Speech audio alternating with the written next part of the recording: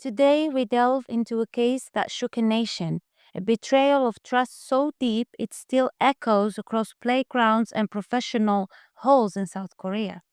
This is the heartbreaking and haunting case of Kim Haneul, an 8-year-old elementary school student who was tragically murdered by someone entrusted with her care.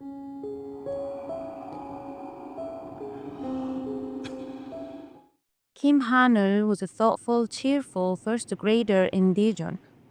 Her father described her as a sweetie who encouraged her family, looked after her younger sibling, and never caused trouble.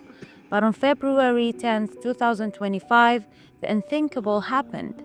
She didn't board her school bus for after school care, and that's when her dad, using a tracking app, heard an unimaginable sound. Through the phone, he picked up heavy breathing, drawers opening and closing, and the unsettling noises of a zipper. At 5:50 p.m., Hanul was found in the school's audiovisual storage room by her grandmother. Stabbed multiple times, she was pronounced dead at the hospital shortly after. The suspect, a 40-year-old teacher, Myung Jae-won, who had been treated for depression since 2018. She had recently taken 6-month medical leave but returned after just 22 days despite warning signs.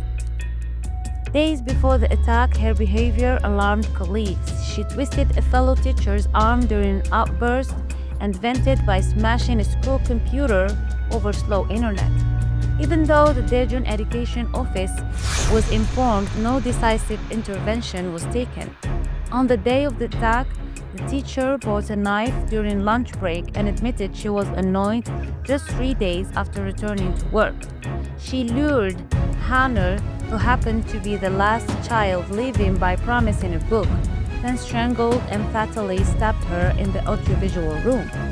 In the aftermath, she even laughed while being treated in the ER, a chilling sign to some experts of antisocial personality traits rather than depression.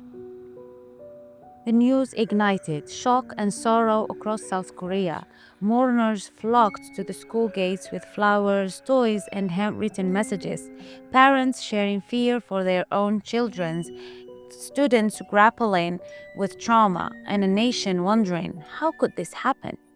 Education authorities responded quickly. Daejeon Region School began issuing portable emergency alert buttons and expanding text updates for student pickups.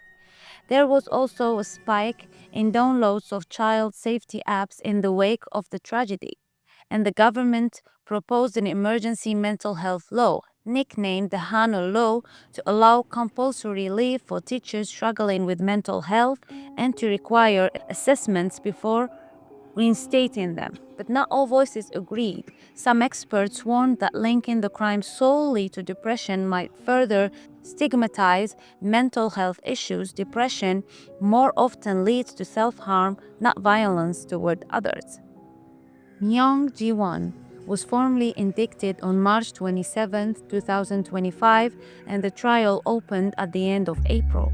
In late May, she requested a psychiatric evaluation, an attempt some argue was meant to lessen her punishment, but the family pushed back, demanding the harshest sentence possible. And prosecutors emphasized her actions were premeditated. Meanwhile, the Daejeon Office of Education held a disciplinary meeting and dismissed her from her position, an action that became final when she failed to appeal. Kim Haneul died in a place many of us regard as a sanctuary, school. The person meant to nurture her instead ended her life in a random act of violence. Trust must be safeguarded, not assumed.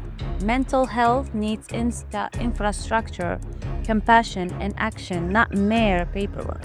And our children deserve environments that are truly safe, where warning signs are never ignored. That's it for today. Thanks for watching.